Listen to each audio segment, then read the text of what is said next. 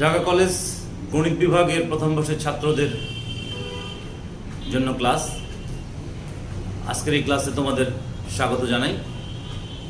আমি তোমাদের পড়াই অ্যানালাইটিক অ্যান্ড ভেক্টর জিওমেট্রি। সেই কোর্সটি শেষ দ্যাট ইজ কনিকয়েডের অংশটা আমরা শেষ করে ফেলেছি। আমি এখন প্রথম দিকের চ্যাপ্টারগুলো একটু রিভিশন করতে চাই, যেটা আসলে রেকর্ডেড ক্লাসে নাই। সেটা আমরা একেবারে সরাসরি ক্লাসের মাধ্যমে করেছিলাম। তো হয়তো অনেকেই দেখতে পেয়েছো, করতে পেরেছো, অনেকে পারো নাই। এই কারণেই আমি রেকর্ডেড ক্লাসে এটা দিয়ে দিচ্ছি।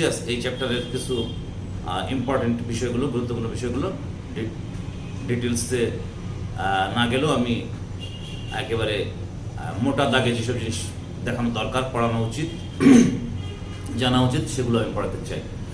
তো এখানে প্রথম যে কথাটা আছে সেটা হচ্ছে direction cosine of A straight line. Direction cosine, what is direction cosine?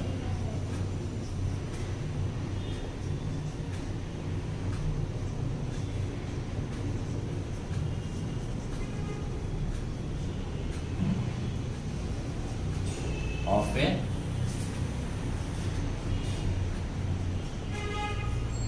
and what is direction ratio?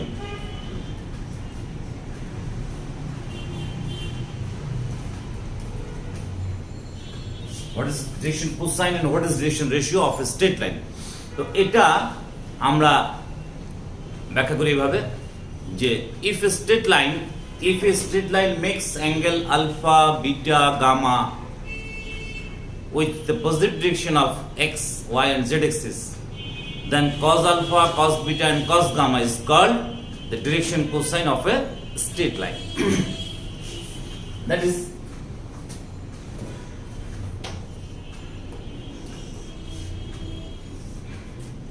একটা কোঅর্ডিনেট সিস্টেম, x axis থাকবে, y axis থাকবে and z axis থাকবে। তো যে স্ট্রেট লাইনটার আমরা ডিরেকশন কোসাইন নিয়ে বোঝাচ্ছি, সেই স্ট্রেট লাইনের প্যারালাল করে অরিজিন দিয়ে পাস করে এরকম একটা অংশ আমরা আঁকবো। এটা যদি একটা সরলরেখা হয় তাহলে তার প্যারালাল ও পি একটা সরলরেখা আঁকলাম আমরা। এই সরলরেখাটি OP makes angle alpha with X axis, makes angle beta with Z axis and similarly makes an angle gamma with z axis, positive direction of x, y and z axis.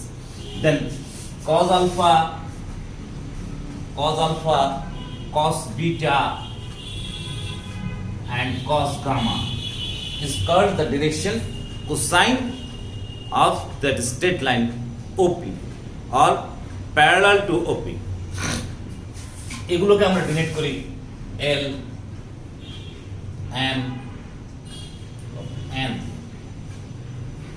এখন এই যে সরলরেখাগুলো, এগুলোর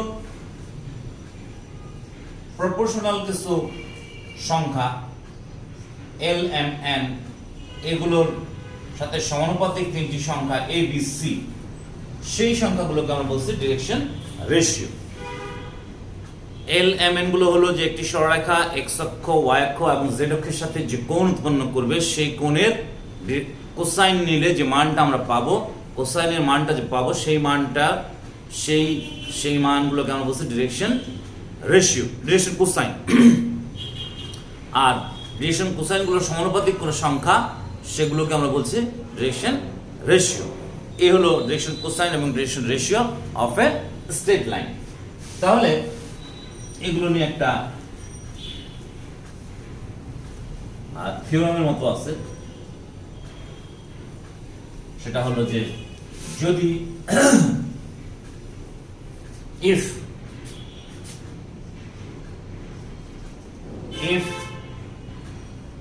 L, M, N be the direction cosine of a straight line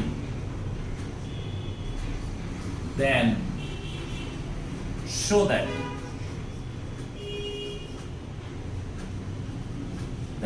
that L square M square N square equals to 1. এটা আমাদের দেখাতে হবে।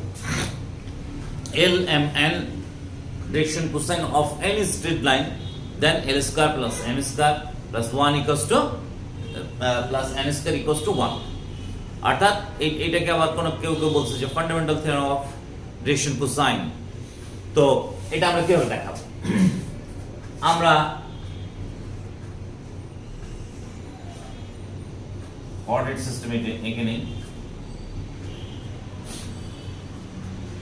x axis, y axis and z axis. At the line,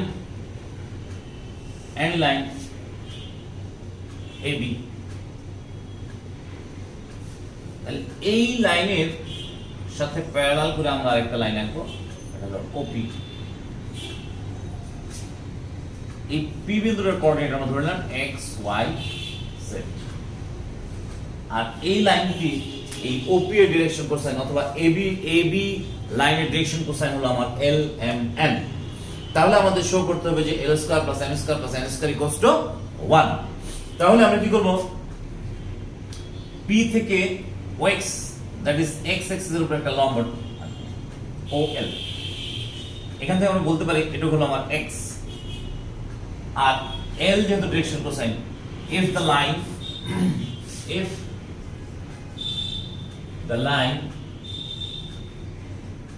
AB, if the line OP which is parallel to AB makes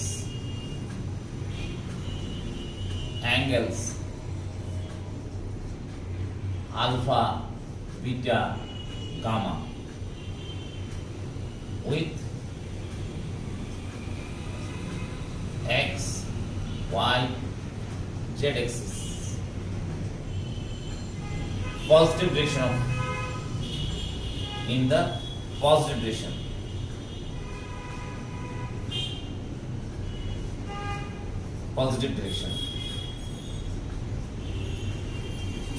then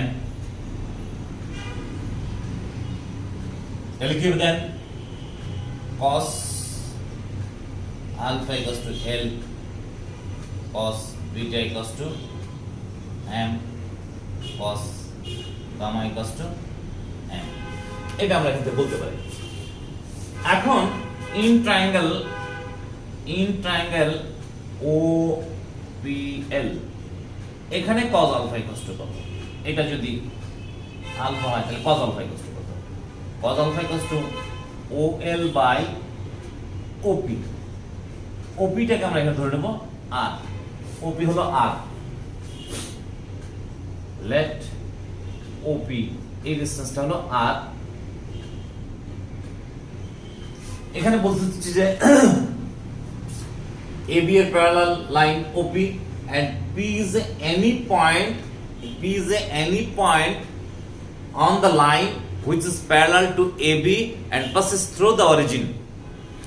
P বিন্দুটা হলো AB এর একটি সমান্তরাল রেখা যা মূল বিন্দু দিয়ে যায়, এই রকম একটি সরলরেখার প্রস্থ যে কোনো একটা বিন্দু P, আর P এর কোঅর্ডিনেট হলো x y z। তাহলে এখান থেকে আমরা ধরে নিলাম যে OP equals to এর লেন্থটা হলো OP এর লেন্থটা হলো R। তাহলে cos alpha equals to আমরা বলতে পারি OL by OP base by hypotenuse. তাহলে এখান থেকে আমরা বলতে পারি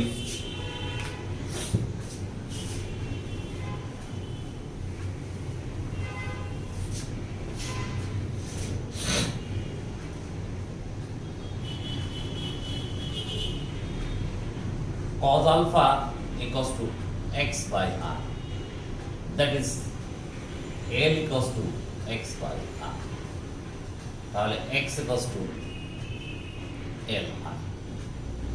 Similarly আমরা দেখাইতে পারি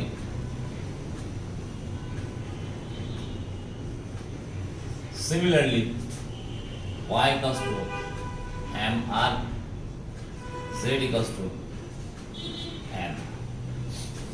এই হলো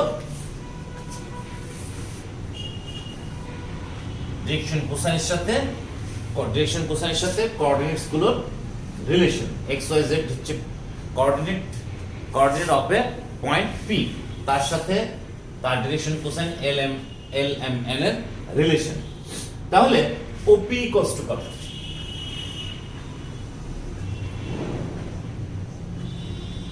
OP, O একটা বিন্দু, P একটা বিন্দু, তাহলে এদের ডিসটেন্সটা কি হবে? x minus 0 whole square plus y minus 0 whole square z minus 0 whole square। এটা কোথা থেকে আসবে? এটা হলো ডিসটেন্স নির্ণয়ের সূত্র। ডিসটেন্স নির্ণয়ের সূত্র, থ্রি ডাইমেনশনের ডিসটেন্স নির্ণয়ের সূত্র আমরা দেখাই নাই এটা, কিন্তু টু ডাইমেনশনটা আমরা জানি। x1 minus x2 whole square plus y1 minus y2 whole square, এখানে থ্রি ডাইমেনশন যেহেতু এই জন্য x1 minus x2 whole square plus y1 minus y2 whole square plus z1 minus z2 whole square তার root. এটা কিভাবে আসে সেটা আমি দেখাবো। তাহলে এখান থেকে আমরা বলতে পারি r equals to x square plus y square plus z square তার root, that is r square equals to x square plus y square plus z square। আবার r square equals to l square r square n square r square n square। Both সাইডকে যদি আমরা এখন r square দিয়ে ভাগ করে দেই, তাহলে আমি এখানে পেয়ে যাব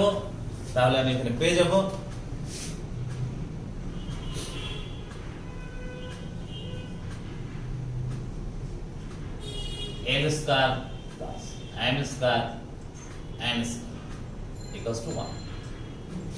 অথবা আমরা যদি বলি যে p একটা বিন্দু, তাহলে তার পজিশন ভেক্টর কত? পজিশন ভেক্টর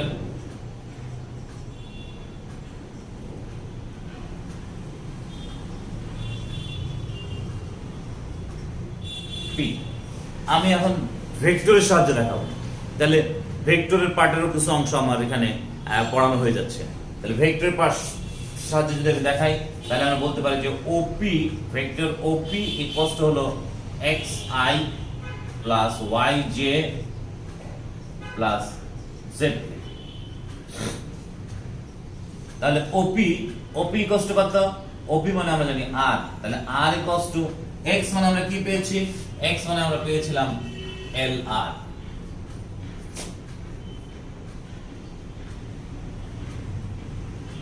LR MRJ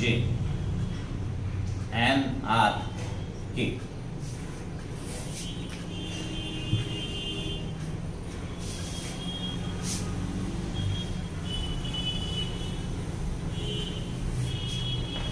এখানে ভেক্টর r কে r দ্বারা যদি আমরা ভাগ করি, তাহলে আমরা পেয়ে যাব li প্লাস mj nk। এটা হলো ইউনিট ভেক্টর r এর unit vector.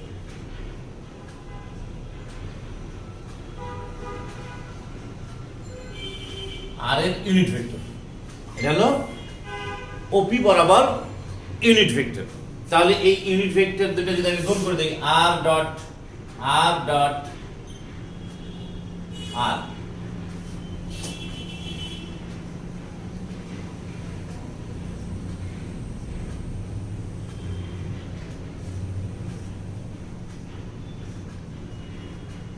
li mj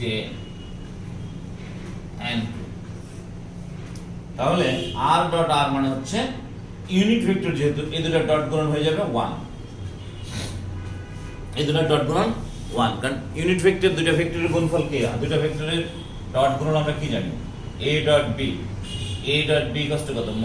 a modulus of a modulus of B into তাদের মধ্যবর্তী কোণের cosine theta.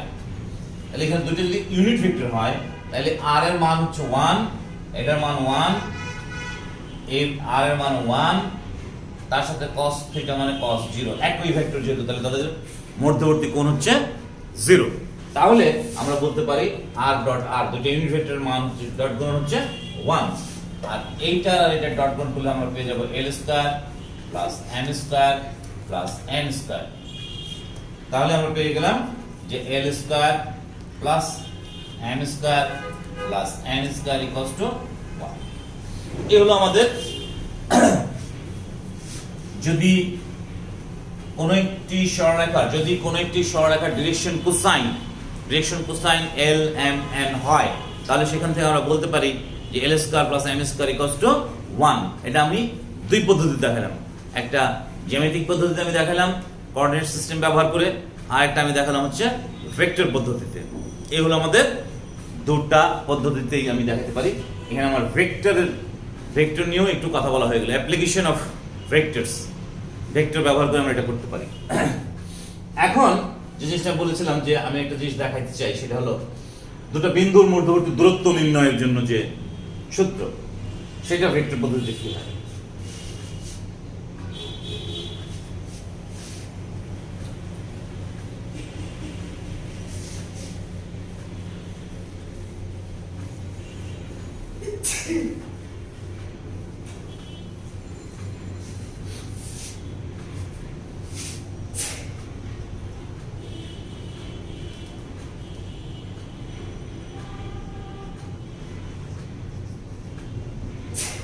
Distance between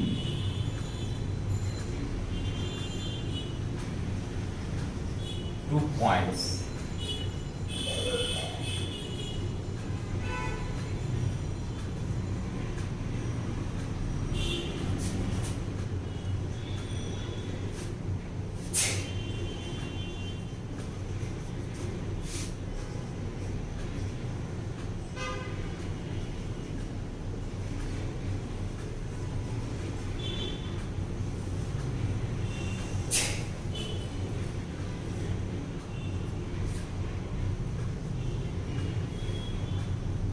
x y z ও একটা বিন্দু হলো p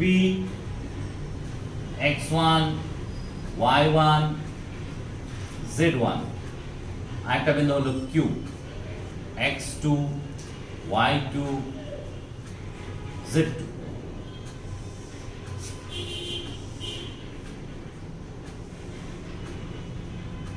তাহলে এই দুটি সরলরেখার এই দুটি বিন্দুর মধ্যবর্তী দূরত্ব কত। তাহলে এখানে ভেক্টর পদ্ধতিতে যদি আমি বলি, তাহলে OP এর পজিশন ভেক্টর হচ্ছে আমার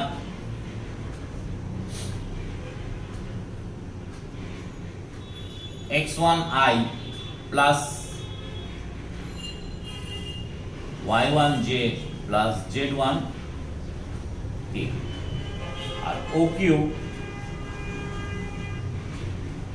x2i y2j plus z2k। তাহলে আমরা ইন ট্রায়াঙ্গেল OPQ এখানে আমরা কি পাই, OP plus PQ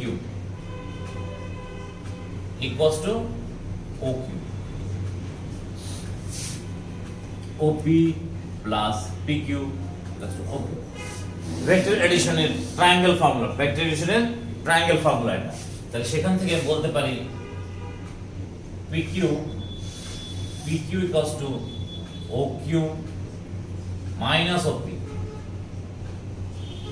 তাহলে এই দুটো যদি আমি বিয়োগ করি তাহলে আমরা পেয়ে যাব x2 minus x1 whole square, x2 minus x1i plus y2 minus y1 z plus z2 minus z1 k। এখন আমি যদি PQ ডট PQ বের করি, এই ভেক্টর ডট আবার সেম ভেক্টর, তাহলে এখানে আমি কি পাবো? এখানে আমি পেয়ে যাব modulus of PQ whole square, এখানে আমি পেয়ে যাব x2 minus x1 whole square, y2 minus y1 whole square, z2 minus z1 whole square. তাহলে এখান থেকে আমি বলতে পারি PQ equals to root over x2 minus x1 whole square plus y2 minus y1 whole square, z1 whole square। এই সূত্র আমাদের হচ্ছে দুটো বিন্দুর মধ্যবর্তী দূরত্ব নির্ণয়ের সূত্র আমরা ভেক্টর পদ্ধতিতে বের করলাম। এটা নরমালি আমরা জ্যামিতিক পদ্ধতিতে কিভাবে বের করা যায় এটা 2 ডাইমেনশনের জন্য আমরা একেবারে ইন্টারমিডিয়েট লেভেলে শিখিয়েছি, আর এখন আমরা শিখলাম হচ্ছে 3 ডাইমেনশনে এবং সেটা ভেক্টর পদ্ধতিতে ভেক্টর ব্যবহার করে কিভাবে করা যায়। আগামী দিন আমি শেখাবো এইরকম দুইটা রেখার মধ্যবর্তী কোণ নির্ণয় সূত্র, এরকম দুইটা রেখার মধ্যবর্তী কোণ নির্ণয় সূত্র। এই মধ্যবর্তী কোণটা যদি থিটা হয় তাহলে কি হবে? তাহলে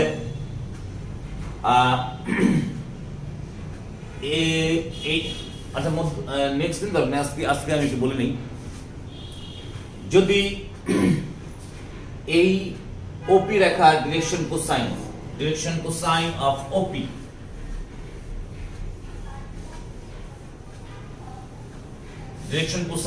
OP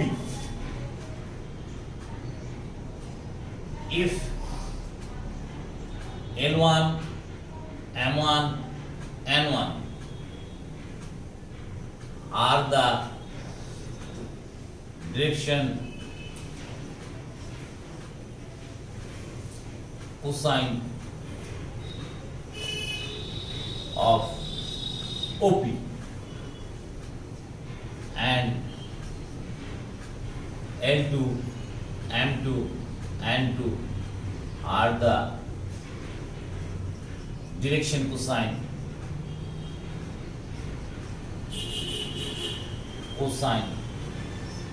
of OQ, then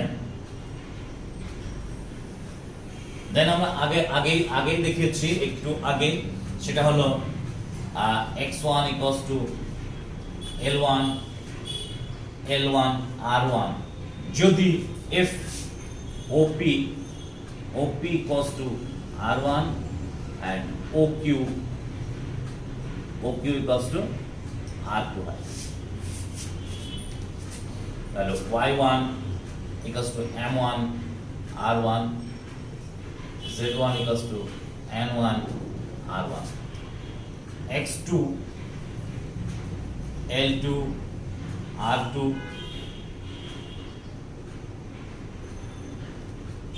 এটা হলো y2 equals to M2 R2, z2 equals to N2 R2। তাহলে আমরা বলতে পারি যে OP equals to L1 R1 I, M1 R1 J, N1 R1 K, OQ equals to L2 R2 I, M2 R2 J, N2 R2 K। এই হলো এই দুটো ভেক্টরকে আমি ডিরেকশন কোসাইন এবং তাদের লেন্থের মাধ্যমে প্রকাশ করলাম। তাহলে যদি তাদের মধ্যবর্তী কোণটা থিটা হয়, তাহলে আমরা এটা বলতে পারি যে OP dot OQ equals to এই দুটো ভেক্টর, এই ভেক্টর আর এই ভেক্টর। আমি দুইবার লিখতেছি না, জাস্ট এটা দেখাচ্ছি। এরপর আমি বলতে পারি যে ওপি ও কিউ মানে হচ্ছে ওপি মডুলাস অফ ওপি ইনটু লেখার দরকার নাই, মডুলাস অফ ও কিউ তার সাথে cos থিটা। এখন আমরা এই দুটো ভেক্টর ওপি আর ওকিউ দুটো ভেক্টর যদি গুণ করি তাহলে কি পাই? L1 L2 R1 R2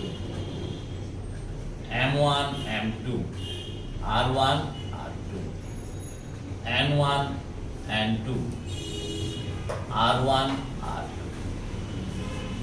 এটা হলো দুটো ভেক্টরের ডট গুণন সূত্র অনুসারে আই এর সাথে আই গুণ হবে, জে এর সাথে জে গুণ হবে, কে এর সাথে কে গুণ হবে। কারণ আই ডট আই হচ্ছে 1, J dot J 1, K dot K 1, কিন্তু অন্যগুলো সব 0। I dot J, I dot K, J dot K এগুলো সব 0 হয়, এই দুটো বাদ। তাহলে এটা ওপি মডুলাস অফ ওপি কি? মডুলাস অফ ওপি হচ্ছে R1, মডুলাস অফ OQ কি? এটা হচ্ছে R2। তাহলে R1 R2 cos theta equals to R1 R2 যদি আমরা কমন নেই তাহলে এটা পাবো L1 L2 M1 M2 N1 N2। Both side থেকে যদি আমি R1 R2 বাদ দিয়ে দেই, তাহলে আমি এখানে পেয়ে যাব cos theta equals to L1 L2 M1 M2 N1 N2। এটা হলো দুইটা সরলরেখার মধ্যবর্তী কোণ নির্ণয়ের সূত্র। যদি দুটো সরলরেখার ডিরেকশন কোসাইন দেওয়া থাকে তাহলে তাদের মধ্যবর্তী কোণ আমরা নির্ণয় করতে পারি এই পদ্ধতিতে। এটা আমি ভেক্টর পদ্ধতিতে দেখালাম। হ্যাঁ, আবার জ্যামিতিক পদ্ধতিতে আমরা বের করতে পারি, সেই অংশটুকু আমি আগামী ক্লাসে দেখা দেবো। আমরা যেহেতু রিপিট ক্লাস হচ্ছে এই জন্য আমি বলছি যে আমরা সব একটু ডিপলি আলোচনা করতে চাই, ভেক্টর পদ্ধতি দেখাতে চাই, আবার জ্যামিতিক পদ্ধতি দেখাবো। হ্যাঁ, এর মাঝে যদি তোমাদের কোনো প্রশ্ন থাকে অবশ্যই করবা। তাহলে আজকে আমরা ক্লাস এখানেই শেষ করছি। তোমরা যারা ক্লাস দেখছো তাদেরকে ধন্যবাদ জানিয়ে